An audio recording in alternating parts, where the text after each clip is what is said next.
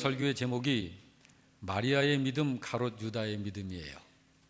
이 두 믿음은 어떤 믿음인지를 좀 살펴보면서 오늘 여러분과 제가 누군가라고 하는 것을 다시 한번 확인하고 또 우리의 정체성을 더 확고히 할 수 있기를 바랍니다. 저를 한번 따라서 하십시다. 하나님의 인생 분별 기준. 하나님의 인생 분별 기준. 하나님께서 여러분과 저를 분별하시죠. 근데 하나님이 분별하시는 기준이 있어요. 그것을 보고 그 기준에 의해서 하나님은 오늘 이 마리아와 가롯 유다를 보시는 거예요. 그래서 가롯 유다와 마리아를 분별하시고 보시는 그 눈으로 오늘 여러분과 저를 주님은 같은 눈으로 보시는 거예요. 그래서 우리들이 그 눈을 가지고 나를 보고 우리 서로를 볼 수 있어야 합니다. 예수님께서 온 세상은 우리 주님이 창조하신 거죠. 이 창조자이신 주님께서 이 세상의 자연의 원리를 가지고 비유해서 이런 말씀을 하셨어요. 마태복음 12장 33절에 그 열매로 나무를 안다. 나무가 어떤 나무냐 하는 것을 그 열매로 안다 하신 거예요. 누가복음 6장 44절에서는 나무는 각각 그 열매로 안다 이렇게 말씀을 하시면서 가시나무에서 무화과를 또는 찔레에서 포도를 따지 못하느니라 이 말씀을 하셨습니다. 이 말씀은 세상을 사는 사람들에게 그 어떤 깨달음을 주시기 위해서 오늘 이 자리에서는 여러분과 저에게 우리들에게 주님께서 그 어떤 깨달음을 주시기 위해서 이 말씀을 하신 거예요. 가시나무에서 가시나무 열매를 맺히는 거 누가 모릅니까? 찔레나무에서 찔레 열매를 맺는 거 누가 모릅니까? 그런데 예수님께서 이 말씀을 하신 것은 사람을 나무로 비유해서 그 어떤 주님께서 우리들에게 깨달아야 할 그 어떤 것을 깨닫도록 하시기 위해서 주신 말씀이에요. 곧 사람이 어떠한지는 그 행위를 보고서 아는 것이다 라는 말씀을 하시는 것입니다. 여기 가시나무에서 무화과를 맺을 수 없고 찔레나무에서 포도를 맺을 수 없다 하셨는데 가시나무와 찔레나무는 무화과나무, 포도나무와는 전혀 종류가 다른 나무입니다.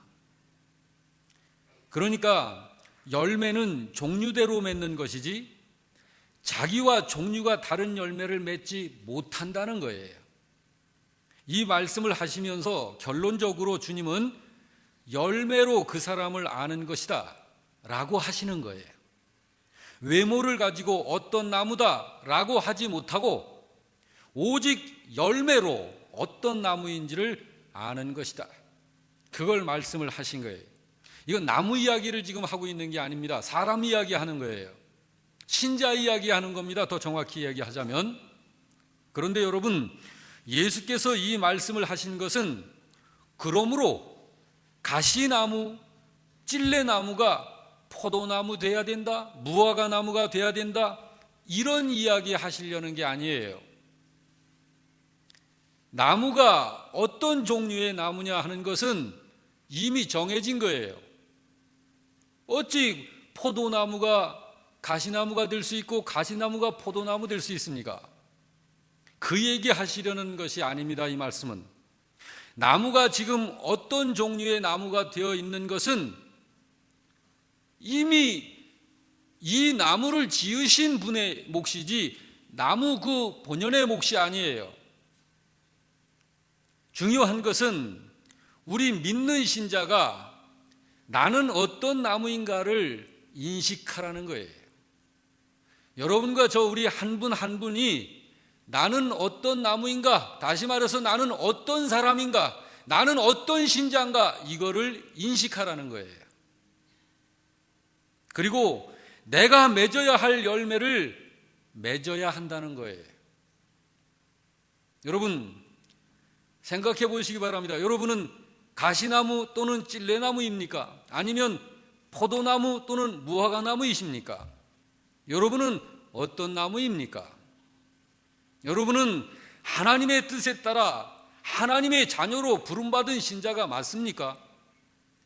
지금 여러분은 하나님께 속한 사람이 맞습니까?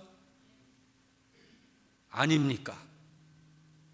여러분, 교회 안에는 진정한 신자가 있고 그렇지 않은 신자가 있어요. 본인 자신이 그거를 인식하라는 거예요. 알라는 거예요. 오늘 본문이 나타내고 계시는 이 메시지가 그걸 이야기하는 거예요. 이 본문 속에서 찔레나무, 가시나무가 맺어내는 열매를 우리는 봐야 합니다. 그리고 포도나무와 무화과나무가 맺어내는 열매를 우리는 또한 봐야 해요. 지금 오늘 본문 속에서 유대의 나사로의 집, 거기를 장소로 해서 이 세상을 상징하는 뜻으로 나사로의 집에서 이 사건을 지금 벌이는 거예요.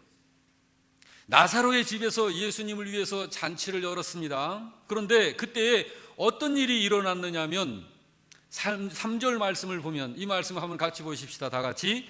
마리아는 지극히 비싼 향유 곧 순전한 나드 한 근을 가져다가 예수의 발에 붓고 자기 머리털로 그 발을 닦으니 향유 냄새가 집에 가득했다.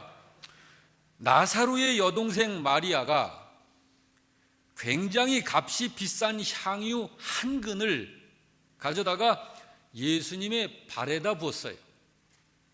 그런데 이 일을 본 가롯 유다가 그 향유를 돈으로 환산하면서 말하기를, 5절 말씀에 이 향유를 어찌해서 300데나리온에 팔아 가난한 자들에게 주지 않았냐 라고 말을 한 거예요.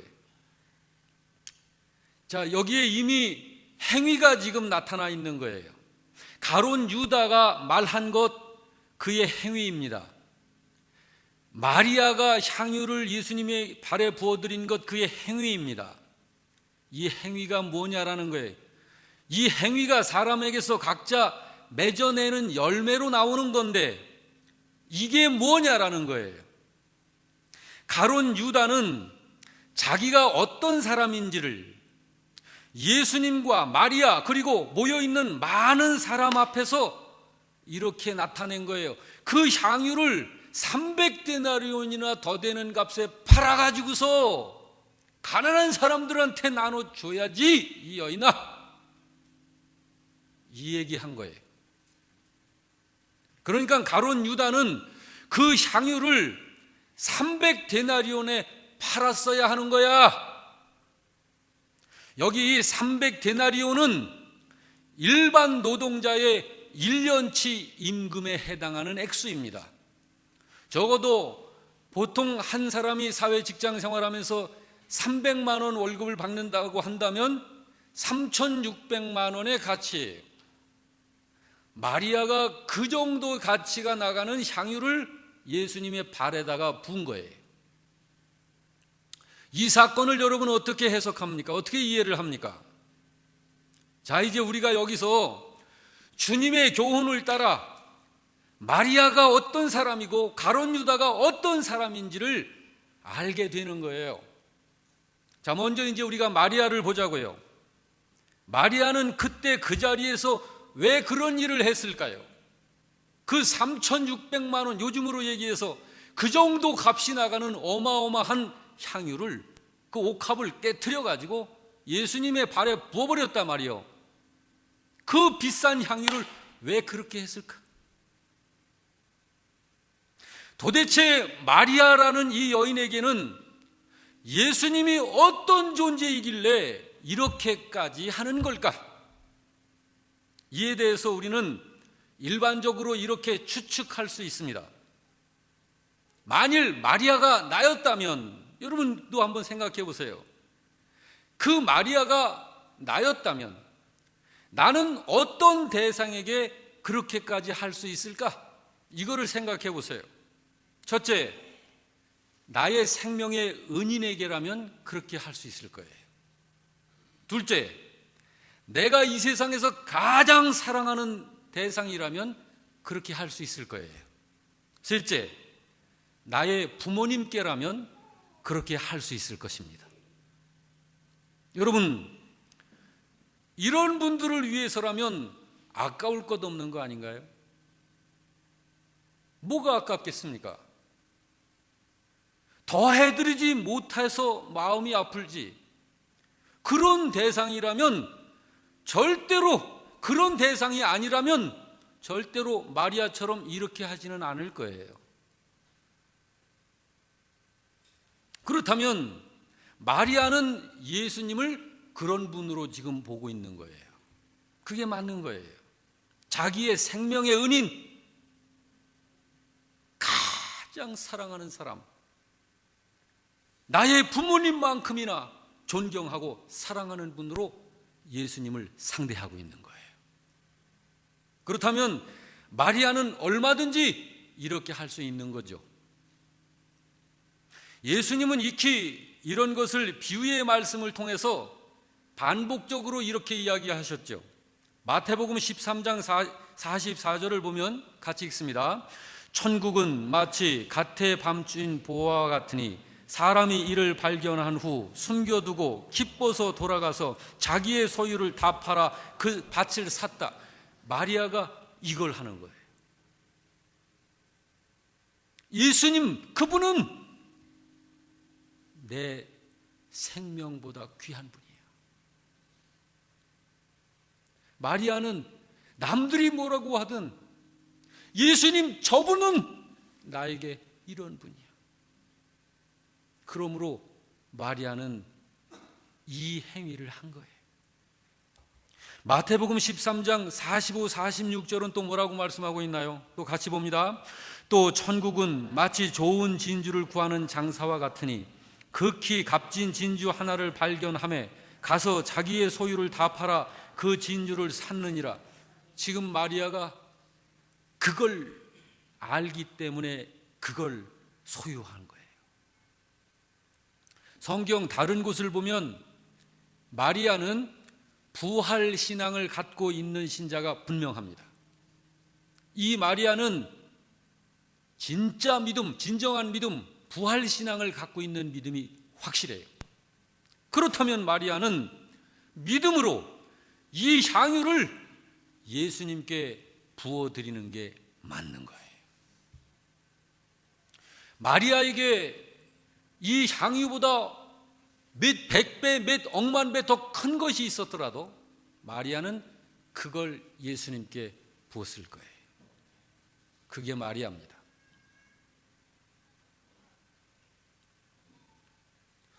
제가 지금 마리아의 믿음을 진짜 믿음이라 했습니다. 부활신앙이라 했습니다. 그게 맞는 것은 마리아의 이 행위에 대해서 예수님이 하신 말씀이 있어요. 오늘 본문 7절, 8절이 그걸 말씀했거든요. 같이 읽어봅시다. 예수께서 이르시되 그를 가만두어 나의 장례할 날을 위하여 그것을 간직하게 하라. 가난한 자들은 항상 너희와 함께 있거니와 나는 항상 하시니라. 이런 걸 보면 마리아가 정신없는 행위를 했다든지 또는 믿음 없이 하는 행위가 아니에요. 마리아는 자기 속에 있는 그 믿음의 열매를 주님께 그렇게 행하는 거예요. 여러분, 진정한 신자는 예수님께 대해서 그렇게 행하는 거예요. 마리아의 이 향유와 이 옥합은 마리아에게 있어서는 가장 귀한 거예요.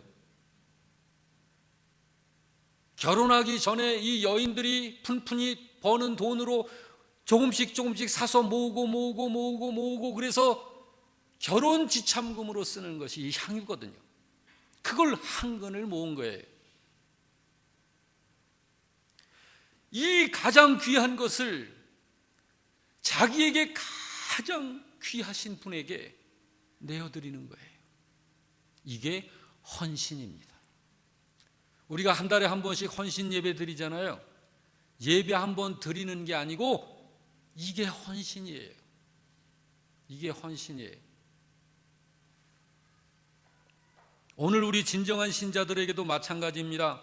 진정한 신자는 나의 가장 소중한 옥합을 깨어 그 향유를 주님께 쏟아 부어 드리는 거예요. 할렐루야, 할렐루야. 오늘 마리아를 우리가 지금 보는 거예요. 자, 이제 가롯 유다를 보자고요. 가롯 유다가 무화과 나무나 포도나무인지 가시나무나 찔레나무인지를 보자고요. 가롯 유다가 예수님을 믿는 믿음의 이유를 우리는 같이 볼 수 있는 거예요. 가롯 유다는 왜 예수를 믿고 지금 따라다니고 있는지를 살펴봅시다. 그건 가롯 유다가 하는 행동과 말에서 우리는 알 수 있어요. 왜냐하면 그것이 그의 열매니까요. 우선 가롯 유다는 마리아의 이 행위를 매우 못마땅하게 여깁니다.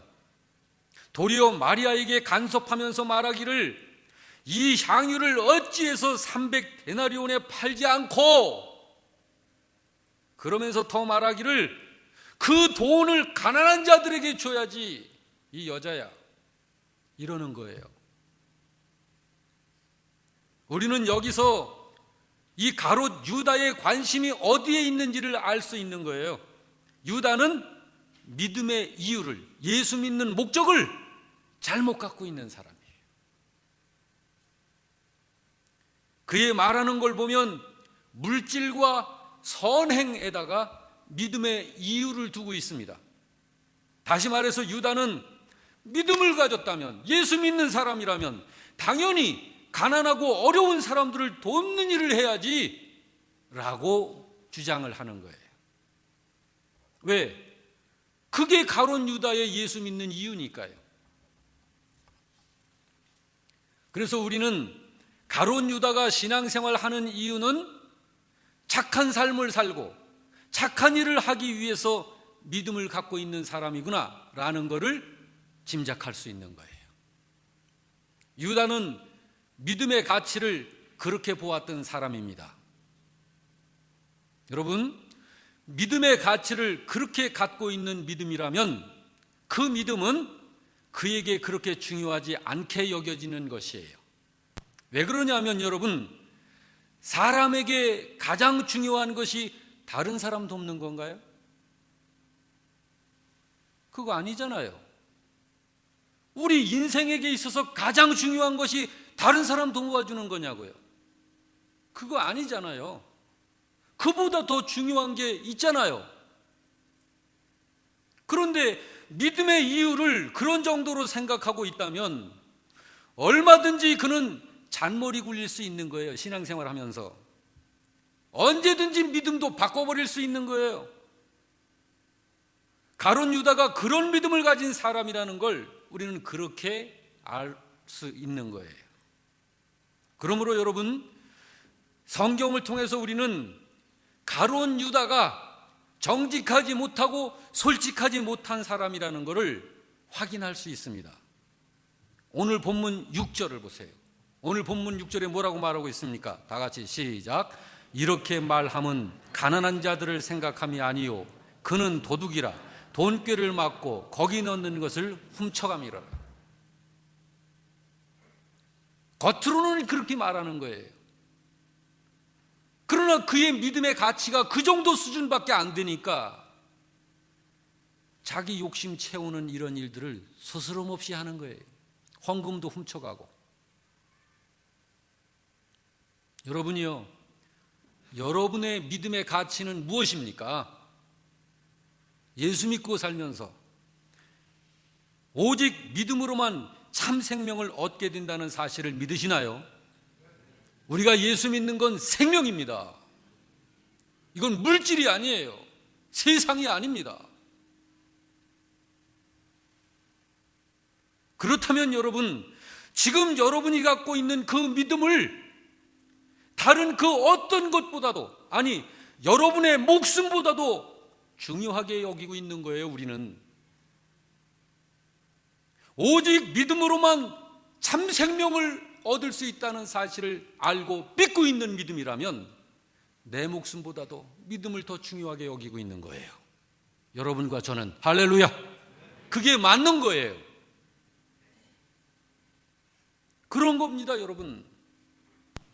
우리는 오직 믿음으로만 참 생명을 얻고 영생을 얻는다는 이 진리를 확실히 알기 때문에 내 목숨보다도 믿음을 더 소중히 여기는 거예요. 왜? 이 믿음으로 나에게 참 생명이 온다는 걸 아니까요. 우리가 그런 믿음 가져야 되는 거예요. 그런데 여기 가룟 유다는 그런 믿음이 아니에요.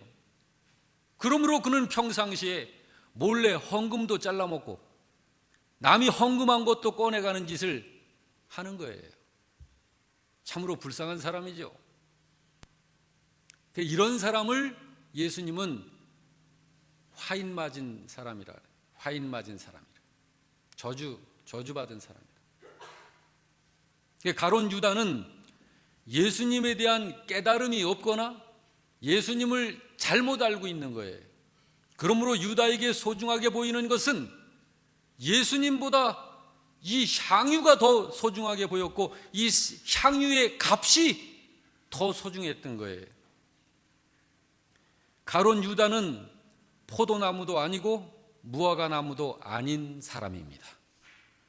이 사람은 어떤 사람인가요? 이제 우리가 정리할 수 있죠. 가룟 유다는 어떤 사람인가요? 가시나무 같은 사람이에요. 찔레나무 같은 사람일 뿐입니다. 그러므로 예수님이 뭐라고 말씀하셨나요? 저는 차라리 이 세상에 태어나지 않았음이 저에게 좋을 뻔했다.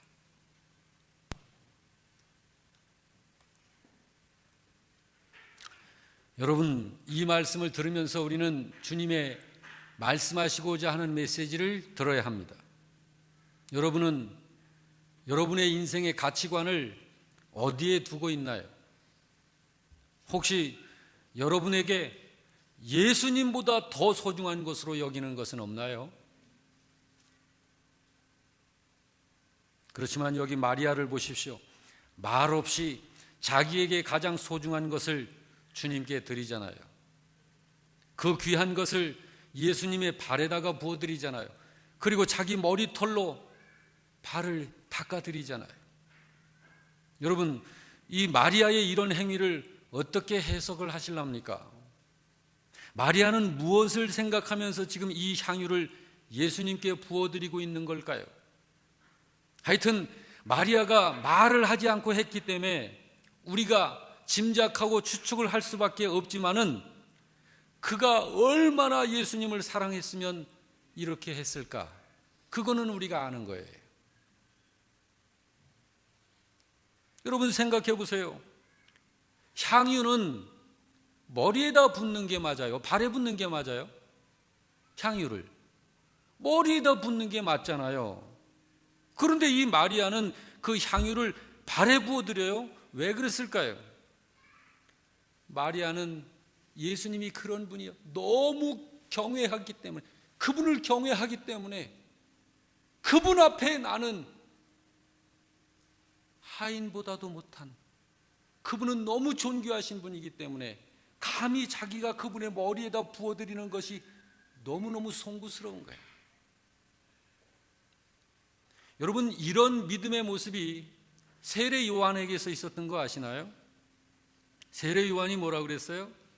나는 저 예수님의 신발끈을 매드리고 풀러드리고 신발 들고 뒤를 쫓아다니기에도 감당치 못할 존재다. 예수님은 그런 분이시라.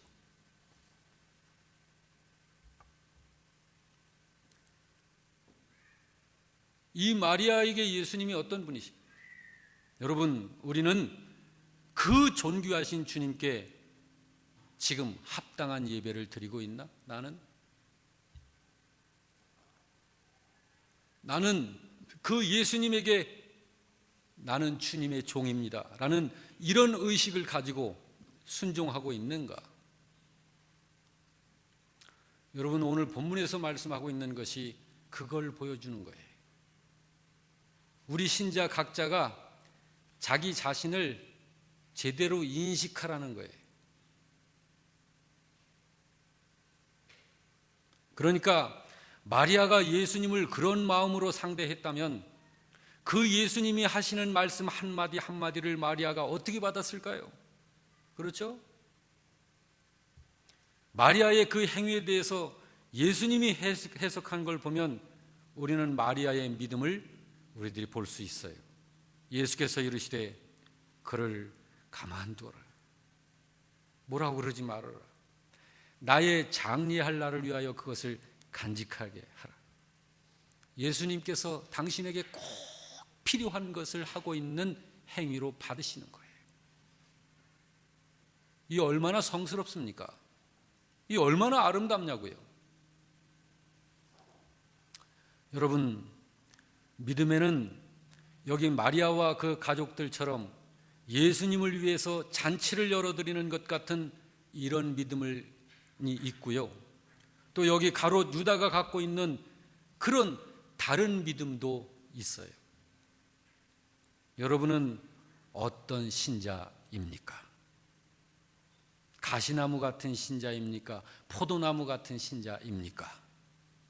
여러분이 포도나무 같은 신자라면 포도를 맺어내는 것이 맞습니다.